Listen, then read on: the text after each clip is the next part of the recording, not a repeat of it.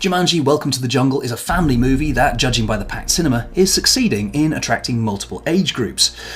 It has such broad appeal that it's, well, almost inevitably fairly vanilla fare. This is not going to rock your world, nor is it going to make you think about big issues, but who's complaining? It's an entertaining, escapist way to spend a couple of hours of your life, and if you're looking for the seemingly impossible, a holiday movie that will not offend anyone and will entertain almost everyone, well, this is probably the answer to your prayers.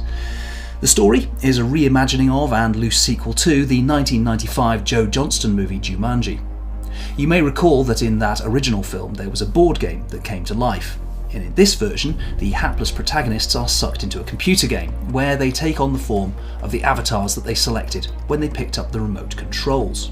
It's a fun premise that has Dwayne "The Rock" Johnson playing as though he has the heart and mind of a nerdy asthmatic weakling.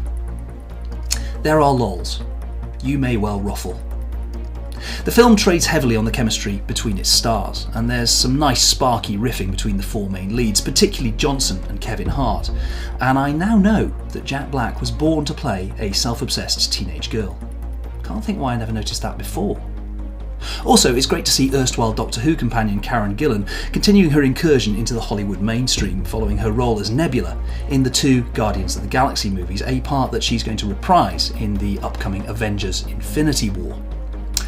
I guess that director and co-writer Jake Kasdan should know how to write and direct great interaction between larger-than-life characters. After all, it's in his genes and his upbringing.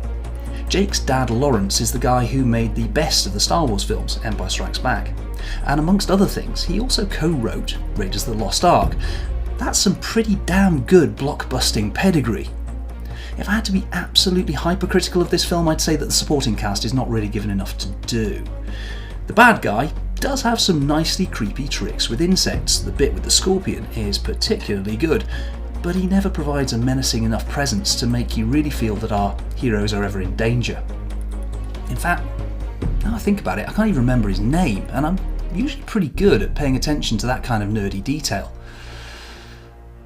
The rest of the supporting cast, well, is barely noteworthy at all, except for the always excellent Rhys Darby, whom you may know from Flight of the Conchords and The Hunt for the Wilder People. If you know Rhys Darby, you'd expect that he will make the most of what little he's given, and he does. He even manages to make his bit part as Nigel, a non-player character in the game, genuinely funny. But the lack of good supporting characters and an effective baddie are really surprisingly minor gripes. As I've said at the beginning, this is a fun, family-friendly film, and it works on that level despite the recurring penis gag. This is a solid 7 out of 10. That's it for this review. Thanks for watching, and please like and subscribe to Magic Lantern TV, and feel free to leave a comment below.